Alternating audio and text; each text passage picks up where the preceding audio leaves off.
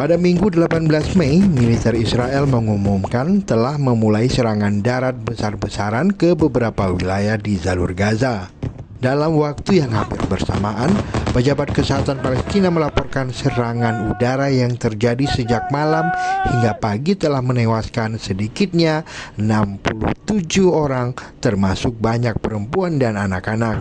Sementara di Gaza Utara, pasukan Israel mengepung rumah sakit Indonesia, di mana sekitar 55 orang terperangkap di dalamnya, menurut direktur rumah sakit tersebut yang dikutip dari laporan Al Jazeera.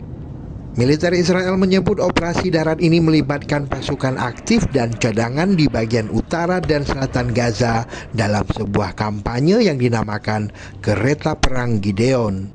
Operasi ini menjadi fase baru dari perang yang telah berlangsung selama 20 bulan melawan Hamas dan kelompok militan lainnya.